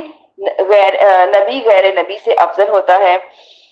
اور ان صحابہ سے اس کا افضل ہونا اس آیت کے خلاف ہے۔ بس آپ کے بعد کسی نبی کا مبعوث ہونا ممکن نہیں ہے۔ ان ساری آیتیں جو میں نے ابھی آپ کے سامنے رکھی، اس میں یہی ہے کہ کسی بھی نبی کا اب آنا، مبعوث ہونا ممکن نہیں ہے۔ فرماتے ہیں ان کے احادیث کے بارے میں اب ہم تھوڑی روشنی ڈال لیتے ہیں، جن احادیث سے یہ بات ثابت ہوتی ہے کہ نبی کریم صلی اللہ علیہ وسلم آخری نبی ہے۔ فرماتے ہیں ابو ہریرہ رضی اللہ عنہ بیان فرماتے ہیں کہ رسول اللہ صلی اللہ علیہ وسلم نے فرمایا، میری مثال اور مجھ سے پہلے انبیاء کی مثال اس شخص کی طرح ہے جس نے بہت حسین و جمیل ایک گھر بنا لیا مگر اس کے کونے میں ایک اینٹ کی جگہ چھوڑ دی۔ لوگ اس کے گھر کے ارد گرد گھومنے لگے اور تعجب سے کہنے لگے کہ اس نے یہ اینٹ کیوں رکھی ہے؟ آپ صلی اللہ علیہ وسلم نے فرمایا، میں قصر نبوت کی وہ اینٹ ہوں اور میں آخری نبی ہوں۔ یعنی کہ سارے لوگ پوچھتے کہ یہاں پہ اینٹ کیوں رکھی ہے، کوئی خاص چیز ہوگی تو یہاں پہ وہ پوری ہوگی۔ تو وہ خاص چیز کون سے تھے؟ نبی کریم صلی اللہ علیہ وسلم۔ جب نبی کریم صلی اللہ علیہ وسلم تشریف آوری ہو گئی، وہ تشریف دنیا میں تشریف لے ہے، تو وہ اینٹ کی جگہ پوری ہو گئی اور نبی کریم صلی اللہ علیہ وسلم ہی آخری نبی ہے۔ یہ بخاری شریف کی بھی حدیث ہے، مسلم شریف کی بھی ہے، سنن الکبریہ کی بھی ہے، مسند احمد کی بھی ہے۔ حضرت ثوبان رضی اللہ عنہ بیان کرتے ہیں کہ رسول اللہ صلی اللہ علیہ وسلم نے فرمایا، بے شک اللہ نے میرے لیے تمام روئے زمین کو لپیٹ دیا اور میں نے اس کے مشارق اور مغارب کو دیکھ لیا۔ ان قریب میری امت میں 30 قذاب ہوں گے، ان میں سے ہر ایک کو زعم ہوگا کہ وہ نبی ہے اور میں خاتم النبیین ہوں، کہ وہ گمان کریں گے کہ وہ آخری وہ ہے خاتم النبیین، لیکن میں خاتم النبیین ہوں، میرے بعد کوئی نبی نہیں آئے گا۔ سنن ابو داؤد کی بھی حدیث ہے، صحیح مسلم کی بھی ہے، ترمذی شریف کی بھی ہے، ابن ماجہ کی بھی ہے، بخاری شریف کی بھی ہے۔ فرماتے ہیں کہ ان میں ہے کہ عنقریب 30 قذاف نکلیں گے اور ہر ایک کو یہ گمان ہوا کہ وہ اللہ کا رسول ہے۔ حضرت ابو ہریرہ رضی اللہ عنہ بیان کرتے ہیں کہ رسول اللہ صلی اللہ علیہ وسلم نے فرمایا، مجھے 6 وجہ سے انبیاء پر فضیلت دی گئی ہے۔ ایک یہ کہ مجھے جامعہ کلام عطا کیے گئے ہیں، دوسری یہ کہ روب سے میری مدد کی گئی ہے، تیسری یہ ہے کہ میرے لیے غنیمتوں کو حلال کر دیا گیا۔ غنیمتوں یعنی مال غنیمت، جو کفار سے جنگ کر کے مال غنیمت بچتا تھا اس کو نبی کریم صلی اللہ علیہ وسلم کی امت کے لیے اور نبی کریم صلی اللہ علیہ وسلم کے لیے حلال قرار دیا گیا ہے۔ تو چوتھے یہ کہ تمام روئے زمین کو میرے لیے اعلی طہارت اور نماز کی جگہ بنا دی گئی ہے۔ پانچویں یہ کہ مجھے تمام مخلوق کی طرف نبی بنا کر بھیجا گیا ہے، اور چھٹا یہ کہ مجھ پر نبیوں کو ختم کر دیا گیا ہے، یعنی کہ وہ بھی آخری نبی ہے۔ یہ مسلم شریف کی بھی ہدایت ہے، ترمذی شریف کی بھی ہے اور ابن ماجہ کی بھی ہے۔ آگے دیکھیں، حضرت سعد بن ابی وقاص رضی اللہ عنہ بیان کرتے ہیں کہ رسول اللہ صلی اللہ علیہ وسلم نے حضرت علی رضی اللہ عنہ سے فرمایا کہ تم میرے لیے ایسے ہو جیسے حضرت موسیٰ علیہ السلام کے لیے ہارون تھے، کہ مگر میرے بعد کوئی نبی نہیں آئے گا۔ حضرت موسیٰ علیہ السلام کے بعد حضرت ہارون ان کے خلیفہ تھے۔ حضرت موسیٰ علیہ السلام کی دعا سے حضرت ہارون علیہ السلام کو اللہ تعالیٰ نے حضرت موسیٰ علیہ السلام کے لیے خلیفہ بنا دیا تھا۔ تو ایسے ہی حضرت علی رضی اللہ عنہ نبی کریم صلی اللہ علیہ وسلم کے کون ہے؟ خلیفہ کے راشدین میں سے ہیں، خلیفہ ہیں۔ یہ بخاری شریف کی بھی روایت ہے، مسلم شریف کی بھی روایت ہے، ترمذی شریف کی بھی ہے، سنن کبریائی کی بھی ہے، مسترد کی بھی ہے، سنن بقیہ کی بھی ہے، صحیح ابن حبان کی بھی ہے۔ حضرت ابو ہریرہ رضی اللہ عنہ بیان فرماتے ہیں کہ رسول اللہ صلی اللہ علیہ وسلم نے فرمایا، بنی اسرائیل کو ملکی انتظام ان کے انبیاء کرتے تھے، جب بھی کوئی نبی فوت ہو جاتے تو ان کا قائم مقام دوسرا نبی ہو جاتا۔ بے شک میرے بعد کوئی نبی نہیں ہوگا اور میرے بعد بکثرت خلفاء ہوں گے۔ نبی کریم صلی اللہ علیہ وسلم کے بعد نبی نہیں آئیں گے، یہ خاتم النبیین ہے، لیکن اس سے پہلے جتنے بھی انبیاء کرام تشریف لے جاتے تھے دنیا سے تو ان کے بعد دوسرے نبی آتے تھے اور وہ پھر نئے سرے سے اللہ تعالیٰ کے دین کی تبلیغ کرتے تھے۔ وہ بتاتے تھے کہ اللہ ایک ہے، اسی کی عبادت کرو۔ وہ بتاتے تھے کہ آخری نبی آئیں گے، ان پر ایمان لانا ہے، اس بات کا یقین رکھیں۔ لیکن نبی کریم صلی اللہ علیہ وسلم کے بعد اب چونکہ انبیاء تشریف نہیں لائیں گے، انبیاء کا جو سلسلہ ہے وہ مکمل ہو چکا ہے، اس لیے نبی کریم صلی اللہ علیہ وسلم کے دین کی تبلیغ کس طرح سے کی جائے گی؟ خلیفہ کے ذریعے کی جائے گی، خلفاء کے ذریعے۔ ان کے بعد خلفاء ہیں، ان کے بعد صحابہ ہیں، تبع تابعین ہیں، اولیاء ہیں، علماء ہیں، اور نبی اب قیامت تک جو تبلیغ کا سلسلہ جو جاری رہے گا، اللہ تعالیٰ کی دین کی، قرآن کی، اللہ تعالیٰ کے ایک ہونے کی، قرآن مجید پر عمل کرنے کی، نبی کریم صلی اللہ علیہ وسلم کو آخری نبی ماننے کی جو تبلیغ ہے، اس کا سلسلہ علماء کے ذریعے قیامت تک چلتا رہے گا، اور دین جو ہے وہ قیامت تک پھیلتا رہے گا، وسیع ہوتا رہے گا، ہوتا رہے گا۔ حضرت انس رضی اللہ عنہ بیان کرتے ہیں کہ رسول اللہ صلی اللہ علیہ وسلم نے فرمایا کہ بے شک رسالت اور نبوت منقطع ہو چکی ہے، پس میرے بعد کوئی بھی نبی نہیں آئے گا۔ یہ ترمذی شریف کی ہدایت ہے، مسند احمد کی بھی ہے، مسند ابی اعلیٰ کی، مسترد کی بھی روایت ہے۔ جو میں نے ابھی آپ کے سامنے حضرت ابو ہریرہ کی روایت کو رکھا کہ میرے بعد کوئی نبی نہیں آئے گا، اور نبی جب وفات پا جاتے ہیں تو ان کے قائم مقام دوسرے نبی ہو جاتے ہیں، یہ بخاری شریف کی بھی ہدایت ہے، مسلم شریف کی بھی روایت ہے، اور ابن ماجہ کی بھی، مسند احمد کی بھی روایت ہے۔ آگے دیکھیے کیا فرماتے ہیں۔ حضرت ابو ہریرہ رضی اللہ عنہ نے ایک طویل حدیث کے آخر میں بیان کیا کہ لوگ سیدنا محمد مصطفیٰ صلی اللہ علیہ وسلم کے پاس آ کر کہیں گے، یا محمد آپ اللہ کے رسول ہیں، خاتم النبیین ہیں، اللہ نے آپ کے اگلے اور پچھلے بظاہر خلاف اولا سب کاموں کی مغفرت کر دی، آپ اپنے رب کی طرف ہماری شفاعت کیجئے۔ یہ بخاری شریف کی بھی روایت ہے، صحیح مسلم کی بھی، ترمذی کی بھی، اور ابن ماجہ کی بھی روایت ہے۔ حضرت عقبہ بن عامر رضی اللہ عنہ بیان کرتے ہیں کہ رسول اللہ صلی اللہ علیہ وسلم نے فرمایا اگر میرے بعد کوئی نبی ہوتا تو عمر بن خطاب ہوتے، اگر ہوتا لیکن نہیں ہے۔ یہ ترمذی شریف کی بدایت ہے، مسند احمد کی بھی روایت ہے۔ حضرت جبیر بن مطعم رضی اللہ عنہ بیان کرتے ہیں کہ میں نے رسول اللہ صلی اللہ علیہ وسلم کو یہ فرماتے ہوئے سنا کہ میرے کئی اسما ہیں، میں محمد ہوں، میں احمد ہوں، میں ماحی ہوں، یعنی مٹانے والا، اللہ میرے سبب سے کفر کو مٹا دے گا، اور میں حاشر ہوں، جمع کرنے والا، کہ لوگ میرے قدموں میں اٹھائے جائیں گے، میں عاقب ہوں کہ آخر میں محفوظ کیا گیا ہوں، میرے بعد کوئی بھی نبی نہیں آئے گا۔ یہ بخاری شریف کی روایت ہے، مسلم صحیح کی بھی ہے، ترمذی کی بھی ہے۔ حضرت ابو ہریرہ رضی اللہ عنہ بیان کرتے ہیں کہ نبی صلی اللہ علیہ وسلم نے فرمایا قیامت کے ساتھ ان دو انگلیوں کی طرح محفوظ کیا گیا ہوں، اپنی دو انگلیوں کا اشارہ کرتے ہوئے فرمایا، یہ بخاری شریف کی روایت ہے۔ آگے دیکھیے اللہ تعالیٰ کیا ارشاد فرماتے ہیں۔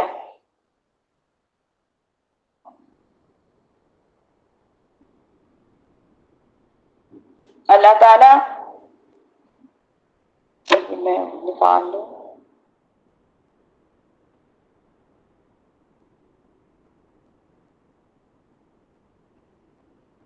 اللہ تعالیٰ آیت نمبر 42 میں ارشاد فرماتے ہیں، یا ایھا الذین آمنوا اذکروا اللہ ذکرا کثیرا وسبحوہ بکرۃ واصیلا، اے ایمان والو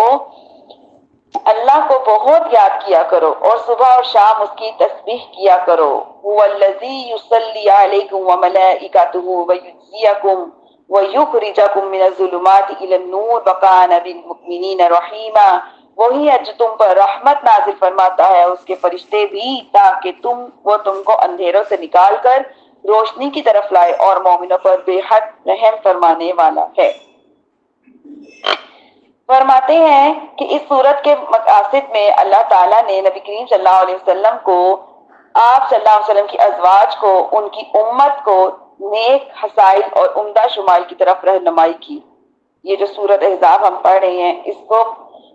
اس کے مقاصد کیا تھے کہ نبی کریم صلی اللہ علیہ وسلم کو، آپ صلی اللہ علیہ وسلم کی ازواج مطہرات کو، امت کو نیک حسائل اور عمدہ شمائل کی طرف رہنمائی کی جائے۔ سورۃ احزاب کی آیت نمبر 1 میں اللہ تعالیٰ نے کیا فرمایا تھا، یا ایھا النبی اتق اللہ، اے اللہ کے نبی اللہ سے ہمیشہ ڈرتے رہو۔ اور سورۃ احزاب کی آیت نمبر 28 سے 34 تک اللہ تعالیٰ نے نبی کریم صلی اللہ علیہ وسلم کی ازواج مطہرات کو نیکی، تقوی، ذکر کی تلقین فرمائی، جو ہم پچھلے کچھ دنوں سے پڑھ رہے ہیں۔ آگے سورۃ احزاب کی آیت نمبر 41 جس کی بھی میں نے تلاوت کی، آپ کو ترجمہ رکھا آپ کے سامنے، اس میں نبی کریم صلی اللہ علیہ وسلم کی امت کو ترغیب دی جا رہی ہے۔ کیا ترغیب دی جا رہی ہے؟ کہ وہ اللہ تعالیٰ کو بکثرت یاد کیا کریں۔ آپ صلی اللہ علیہ وسلم کی امت کو یہ حکم دیا گیا کہ وہ اللہ کو یاد کیا کریں، کیونکہ مومن بعض اوقات دنیاوی کاموں میں بہت مصروف ہو کر اللہ تعالیٰ کو بھول جاتا ہے، اور آپ کو یہ حکم دیا گیا ہے کہ وہ اللہ تعالیٰ سے ڈرتے رہیں، اور کیونکہ آپ سب سے زیادہ اللہ تعالیٰ کے مقرب ہیں، اور دنیا میں جو شخص اللہ کا زیادہ مقرب ہوتا ہے اس سے بے خوف ہو جاتا ہے۔ اس لیے اللہ تعالیٰ نے آپ کو یہ رہنمائی فرمائی کہ آپ اللہ تعالیٰ سے ڈرتے رہیں، باوجود اس کے کہ آپ کو سب سے زیادہ اللہ تعالیٰ کا قرب حاصل تھا اور آپ سب سے زیادہ اللہ تعالیٰ سے ڈرنے والے تھے۔ فرماتے ہیں عائشہ رضی اللہ عنہ بیان کرتی ہیں کہ جب رسول اللہ صلی اللہ علیہ وسلم مسلمانوں کو کسی کام کا کرنے کا حکم کرتے تو ایسے کام کا کرنے کا حکم دیتے جس کو وہ آسانی سے کر سکتے تھے۔ مسلمانوں نے کہا یا رسول اللہ صلی اللہ علیہ وسلم ہم آپ کی مثل تو نہیں ہے، بے شک اللہ تعالیٰ نے آپ کے اگلے اور پچھلے بظاہر تمام خلاف اولا کام معاف کر دیے ہیں، جبکہ نبی کریم صلی اللہ علیہ وسلم سے کوئی بھی ایسا کام سرزد نہیں ہوا تھا جس کی کہ انہیں معافی مانگنی پڑتی، لیکن وہ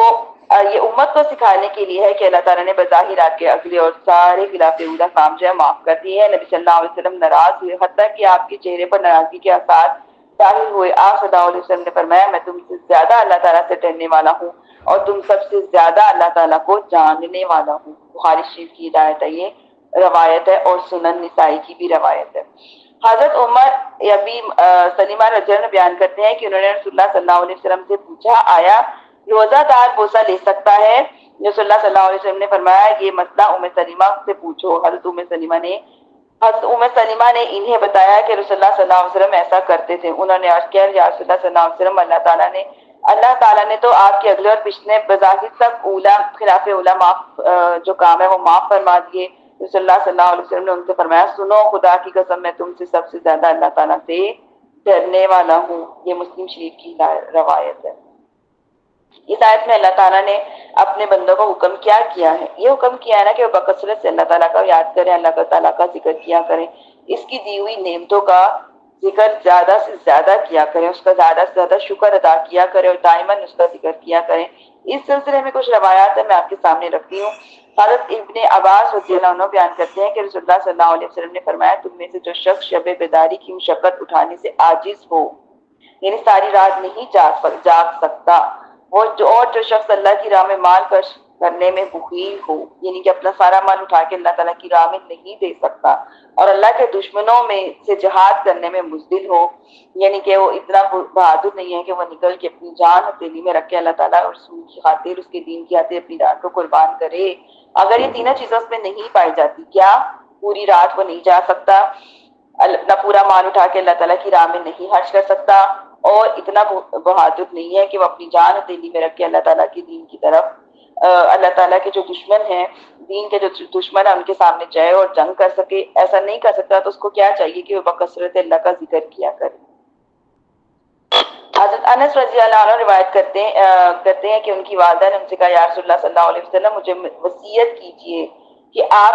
صلی اللہ علیہ وسلم نے فرمایا گناہوں کو چھوڑ دو، یہ سب سے افضل ہجرت ہے، فرائض کو دائماً پابندی سے ادا کرو، یہ سب سے افضل جہاد ہے، بکثرت اللہ تعالیٰ کا ذکر کیا کرو کیونکہ کثرت ذکر سے اللہ کو کوئی عمل محبوب نہیں ہے۔ اب دیکھیں دنیا میں کتنے کام ہم کرتے ہیں، کتنے زیادہ کام ہم کرتے ہیں، اب ہم باتیں بھی کرتے ہیں، کتنا کچھ کرتے ہیں، سوتے ہیں، جاگتے ہیں، کھاتے ہیں، پیتے ہیں، دنیا کے معاملات، اولاد کے معاملات، گھر والوں کے معاملات، ساس سسر کے معاملات بھی ہے، بیوی کے معاملات، ماں باپ کے ساتھ، یعنی کہ بہت سارے معاملات ہوتے ہیں۔ اب ہم ہر وقت اللہ تعالیٰ کا ذکر کیسے کریں، کیسے ہر وقت تسبیح پڑھتے رہیں، کیسے ہر وقت ہم اللہ تعالیٰ کا ذکر کرتے رہیں۔ ہم دنیا میں کھانا بنا رہے ہیں بیزی ہو جاتے ہیں، کھا رہے ہیں بیزی ہو جاتے ہیں، بچوں کو سمجھا رہے ہیں، پڑھا رہے ہیں بیزی ہو جاتے ہیں،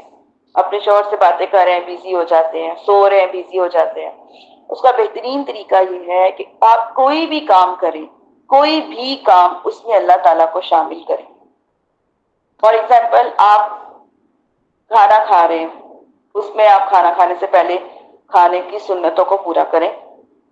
پہلے بے شک آپ نے ہاتھ دھوئے ہیں لیکن کھانے کی نیت سے اب پھر سے ہاتھ دھوئیں، پھر دعا پڑھیں، پھر سنت کے مطابق بیٹھ کے کھانا کھائیں۔ جب کھانا مکمل ہو جائے پھر آخر میں پھر دعا پڑھیں، پھر جا کے ہاتھ دھوئیں، کلی کریں۔ کتنی سنتیں آپ کی پوری ہوئی۔ پھر آپ جب برتنوں کو اٹھاتے ہیں اپنی اولاد کو بتائیں شکر الحمدللہ اس نے ہمیں یہ نعمتیں عطا کی۔ کوئی بھی دنیا کی بات کر رہے ہیں اس میں اللہ تعالیٰ کو شامل کریں، انشاءاللہ زیادہ سے زیادہ کہا کریں، الحمدللہ زیادہ سے زیادہ کہا کریں۔ ایک تو شکر بھی ہو جاتا ہے، دوسرا اللہ تعالیٰ شامل بھی ہو جاتے ہیں اور اللہ کا ذکر بھی ہو جاتا ہے۔ کوئی بھی کام آپ کرنے کا ہم سوچ رہے ہیں لیکن ہم پلاننگ کر رہے ہیں نہیں ہو رہا، تو ہم یہ ناراض نہ ہوں، پریشان نہ ہوں، اپنے چہرے میں آثار کو ظاہر نہ کریں، بلکہ کیا کریں، صبر اور شکر کے ساتھ اللہ کی رضا سمجھیں۔ یہ بھی اللہ تعالیٰ کا ذکر ہے کہ اپنے آپ کو تسلی دے، کوئی بات نہیں، اللہ تعالیٰ آج نہیں تو کل کر دے گا، کوئی بات نہیں، اس میں اللہ کی کوئی حکمت ہے، کوئی بات نہیں، اللہ تعالیٰ نے میرے لیے بہتر سوچا ہوگا۔ یہ ساری چیزیں اللہ تعالیٰ کا ذکر ہے، اس سے ہم اللہ تعالیٰ کو اپنی زندگی میں شامل کرتے ہیں۔ اگر آپ کہیں باہر سفر میں جا رہے ہو تو آپ دعاؤں کا اہتمام کرو، رک رک کے جگہ جگہ پہ آپ کوشش کرو کہ آپ کے منہ سے اللہ تعالیٰ کا ذکر ضرور نکلے۔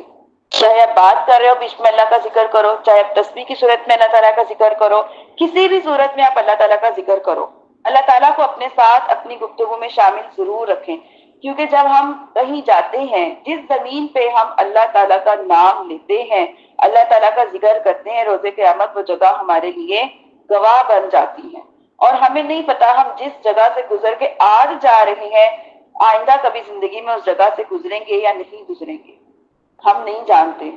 تو اگر جب گزر رہے ہیں تو ضرور اللہ رب العزت کا نام لیں، ان کا ذکر کریں، ضرور ان کو اپنے ساتھ شامل رکھیں۔ اس کا فائدہ یہ ہوگا کہ مختلف جگہ ہمارے لیے روز قیامت گواہ بن جائیں گی،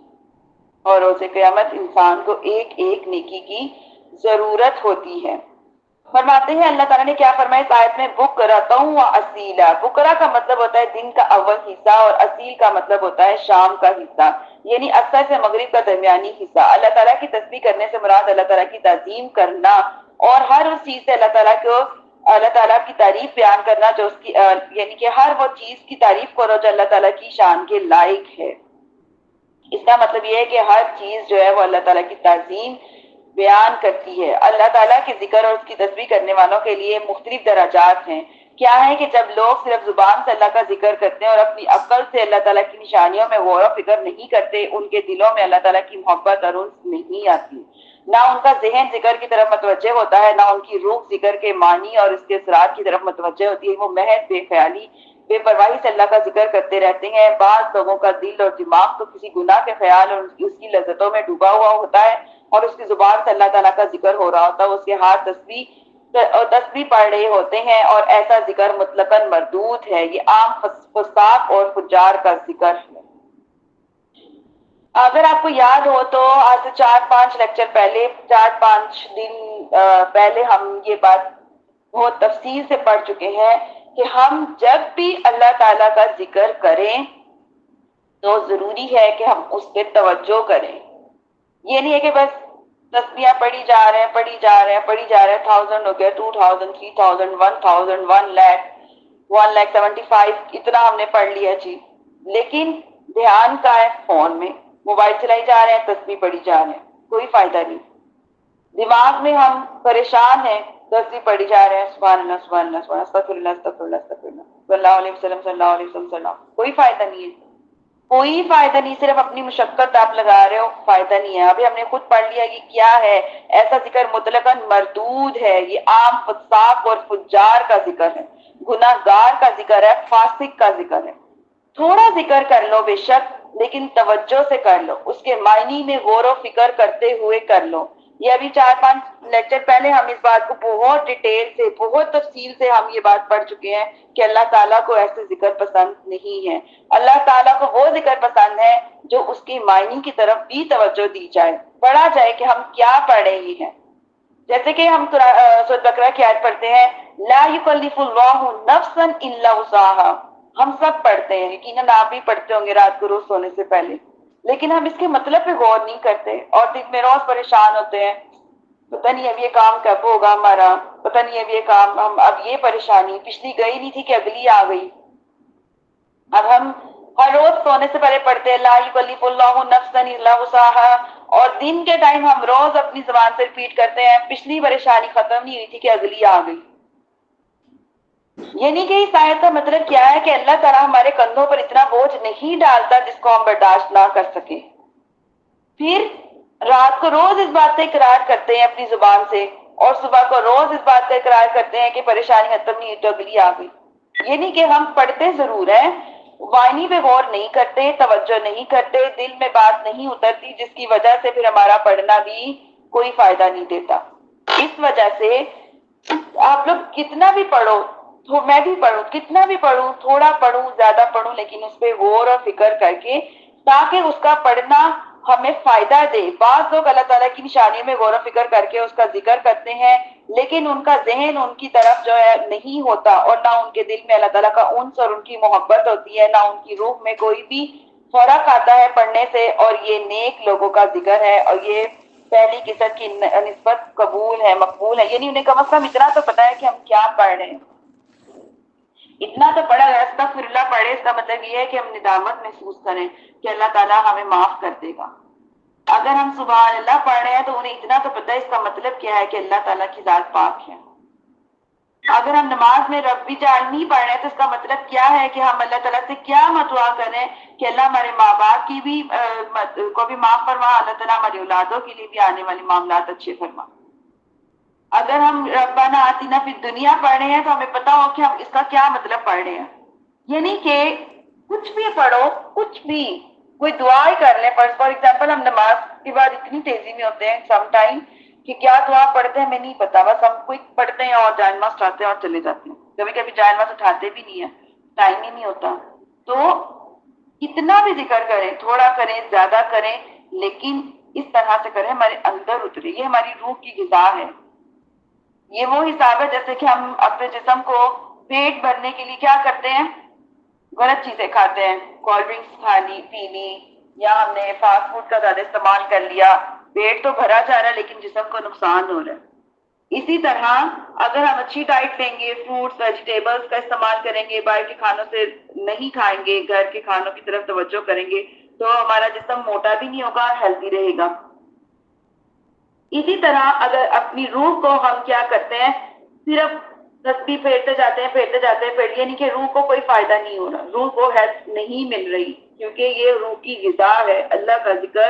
हमारी रूह की ग़िज़ा है। जिस तरह हमारे जिस्म को हेल्दी होने के लिए अच्छी डाइट की जरूरत है, इसी तरह हमारी रूह को हेल्दी होने के लिए भी अल्लाह ताला के खालिस जिक्र की जरूरत है, जो सिर्फ अल्लाह ताला की तरफ तवज्जो करके किया जाए। अब मैं दो तीन चीजें आपके सामने रख के तो इस आयत को पूरा कर देती हूँ, क्योंकि टाइम भी हमारा पूरा हो गया है। फरमाते हैं बात लोग अल्लाह ताला, अच्छा, बात मुसलमान जुबान से अल्लाह का जिक्र करते हैं, उनकी अक्ल अल्लाह ताला की निशानियों में गौर फिक्र करती है और उनके दिलों में अल्लाह की मोहब्बत होती है, लेकिन उनकी रूह अल्लाह की याद में मुनहक होती है, इनकी तजल्लियात में मुस्तगरिक होती है, नहीं होती है। मुकर्रबीन, आरिफीन और औलिया का जिक्र है। बाद ऐसे जाकिरीन है जो जुबान, नकल, रूह के साथ अल्लाह का जिक्र करते हैं और उनको याद करते ही अंबिया अलैहिस्सलाम का जिक्र है। अल्लाह का जिक्र करने से दिलों के मैल और उसका जंग दूर होता है, शीशे की तरह दिल साफ होता है, सकीन हो जाता है। देखिए, अगर हम जब अल्लाह ताला का जिक्र करते हैं हमारा, फिर हम कहते हैं हमारे दिलों में जंग है, हमारे दिल किसी को साफ नहीं कर, किसी को माफ नहीं कर सकता, हम पूरे दिल से किसी को माफ नहीं कर सकते। इतना कुछ पढ़, नमाजों की पाबंदी करते हैं, तस्बीहात पढ़ते हैं, सुबह शाम की दुआएं पढ़ते हैं, सुबह शाम सूरतें पढ़ते हैं जो जो हमारी पढ़ने वाली होती है, उसके बावजूद हम क्यों इन जो है अखलाकियात में कमजोर हैं, क्यों दिल में नरमी नहीं आती हमारे, क्यों ये सारा कुछ होता है? क्योंकि हमारी तवज्जो नहीं होती। अभी मैंने 3-4 किस्म के जिक्र आपके सामने रखे हैं, इनमें से कोई भी एक जिक्र, पहले वाले जिक्र को छोड़ के आखिरी 3 वाले जिक्र में से कोई भी जिक्र जो है उसको आप अपना लें। यानी उसका तरीकेकार क्या है कि जुबान से जिक्र हो और क्या हो, अल्लाह ताला की गौर फिक्र की तरफ निशानियां हो, जरूर निशानी। काम कोई भी हो रहा है ये अल्लाह के हुक्म से हो रहा है। अब हम बाहर जाते हैं, इतनी खूबसूरत चीजें देखते हैं, कुदरती चीजें देखते हैं, मौसम के नजारे करते हैं, दिन रात को देखते हैं, हर चीज देखते हैं, दुनिया के मामला देखते हैं, फिर गौर नहीं करते कि अल्लाह ताला हर चीज पे कादिर है। कभी अल्लाह हमारे साथ ऐसे मोजज़ात फरमाते, ऐसी चीजें हमारे साथ फरमाते कि हम हैरान हो जाते, अच्छा अभी तो हमने मुंह से कहा था अल्लाह ने पूरा कर दिया, अभी तो हमने सोचा ही था तो अल्लाह ने हमारे सामने ला के रख दिया, अभी तो मैं इसको याद ही कर रही थी कि मेहमान चल के हमारे साथ हमारे घर आ गया। क्योंकि सारी चीजें गौर व फिक्र करने वाली है। जितनी हम अल्लाह ताला के जात पे गौर करेंगे, उसकी अल्लाह ताला का जिक्र करेंगे, तो क्या है कि वो जिक्र कबूल है, और बिल्कुल हट जाएंगे तो वो जिक्र हमारा कबूल नहीं है। اور اللہ جب ہم ذکر بھی کرتے ہیں اور اس پہ غور و فکر بھی کرتے ہیں اور اس کے بعد ہم اللہ تعالیٰ کی محبت ہماری دلوں میں آ جاتی ہے تو ہمارے دل نرم ہو جاتے ہیں، لوگوں کو معاف کر دیتے ہیں۔ تو یہ طریقہ کیا ہے؟ مقربین کا ہے، اولیاء کا ہے۔ اور جو دل، زبان، قلب اور روح ہر چیز سے اللہ تعالیٰ کا ذکر کرے، غور و فکر بھی کرے، وہ انبیاء کا ذکر ہے۔ آگے دیکھیے کیا فرماتے ہیں، نماز، قرآن مجید کی تلاوت، قرآن حدیث کا درس دینا، یہ سب اللہ تعالیٰ کے ذکر کی اقسام ہے، لیکن سب سے افضل ذکر کیا ہے؟ لا الہ الا اللہ محمد رسول اللہ۔ حدیث میں ہے کہ جابر رضی اللہ عنہ بیان کرتے ہیں کہ میں نے رسول اللہ صلی اللہ علیہ وسلم کو یہ فرماتے ہوئے سنا کہ افضل ذکر لا الہ الا اللہ ہے اور افضل دعا الحمدللہ ہے۔ ترمذی شریف کی روایت ہے، یہ ابن سنن ابی ماجہ کی روایت ہے، صحیح حبان کی روایت ہے، مسند کی روایت ہے۔ حضرت ابو ہریرہ رضی اللہ عنہ بیان کرتے ہیں کہ رسول اللہ صلی اللہ علیہ وسلم نے فرمایا جس شخص نے ایک دن میں 100 مرتبہ سبحان اللہ و بحمدہ پڑھا اس کے تمام گناہ معاف مٹا دیے جائیں گے، خواہ وہ سمندر کی چاک کے برابر کیوں نہ ہو۔ یہاں پہ صغیرہ گناہ مراد ہے اور یہ صحیح بخاری کی روایت ہے، صحیح مسلم کی، ترمذی شریف کی، ابن ماجہ کی، سنن ابو داؤد کی۔ بعض جگہ میں مخصوص اذکار کا ذکر ہے۔ حضرت ابو حمید اور ابو اسعد رضی اللہ عنہ روایت کرتے ہیں کہ رسول اللہ صلی اللہ علیہ وسلم نے فرمایا جب تم میں سے کوئی شخص مسجد میں داخل ہو تو پڑھے اللہم افتح لی ابواب رحمتک۔ اب ہمارے گھروں میں چونکہ مسجد نہیں ہے، ہم عورتیں مسجد نہیں جاتی، تو اگر گھروں میں آپ نے کوئی بھی نماز کے لیے مخصوص جگہ بنا دی ہے، آپ وہاں پہ بھی یہ نماز دعا پڑھ سکتے ہو۔ اس کا مطلب یہ ہے کہ اللہ ہمارے لیے اپنی رحمت کے دروازے کھول دے۔ جب وہاں سے باہر نکلے تو کیا پڑھے اللہم انی اسألک من فضلک، کہ اللہ میں تم سے تمہارے فضل کا سوال کرتا ہوں۔ اور میں آپ کو بتاؤں کہ اپنے گھروں میں کوئی بھی ایک جگہ، کوئی بھی مخصوص چھوٹی سی جگہ، چاہے 2 جائے نماز کی ہو، 1 جائے نماز کی ہو، اس کو نماز کے لیے ضرور منتخب کریں۔ یہ بہت اچھی چیز ہے، وہاں پہ رحمت کے فرشتے اترتے ہیں، وہاں پہ اللہ تعالیٰ کا ذکر کیا جائے، اس کو پاک اور صاف رکھا جائے تو اللہ تعالیٰ جو ہے وہاں پہ بہت خاص فرشتے اترتے ہیں۔ جیسے آپ اس جگہ میں داخل ہوتے ہیں فرشتے اتر جاتے ہیں، کیونکہ پتہ ہوتا ہے کہ گھر کی چھوٹی سی مسجد ہے، یہ گھر کی چھوٹی ایسی جگہ ہے جہاں جو بالکل پاک صاف ہے، وہاں پہ کوئی بھی جو ڈسٹ نہیں ہے، کوئی بھی وہاں پہ ایسی ویسی کوئی برائی نہیں ہے، کوئی کچھ نہیں ہے، وہاں بیٹھ کے صرف اللہ تعالیٰ کا ذکر ہوتا ہے۔ جب انسان وہاں جاتا ہے تو اپنے آپ دل کرتا ہے کہ ذکر کیا جائے، اور جس جگہ میں اللہ تعالیٰ کا زیادہ ذکر کیا جاتا ہے وہاں پہ بھی آہستہ آہستہ انسان میں روحانیت آنا شروع ہو جاتی ہے۔ تو اس وجہ سے گھر میں کوئی سی بھی جگہ تھوڑی سی یا بے شک 1-2 جائے نماز کی رکھ لیں، لیکن ضرور رکھے، تسبیحات وہاں پڑھا کرے، قرآن کو کوشش کریں نیچے بیٹھ کے پڑھے، سنت طریقہ ہے۔ جب قرآن کو نیچے زمین میں بیٹھ کے پڑھا جاتا ہے، یہ سنت طریقہ ہے، تو وہ دل میں دیکھنا کتنی جلدی اترتا ہے، اس کی عظمت کبھی محسوس کیجیے گا کہ دل میں بہت جلدی آتی ہے، وہ دل میں بہت اس کا نور دل میں آنا شروع ہو جاتا ہے۔ کیوں؟ یہ ہمارے انبیاء علیہ السلام کے طریقے تھے، ہمارے نبی کریم صلی اللہ علیہ وسلم کا طریقہ تھا۔ آگے دیکھیے حضرت ابو ہریرہ رضی اللہ عنہ روایت کرتے ہیں کہ رسول اللہ صلی اللہ علیہ وسلم نے فرمایا جب تم جنت کے باغوں میں سے گزرو تو چل لیا کرو۔ آپ صلی اللہ علیہ وسلم سے پوچھا گیا کہ جنت کے باغات کون سے ہیں؟ فرمایا مساجد۔ آپ سے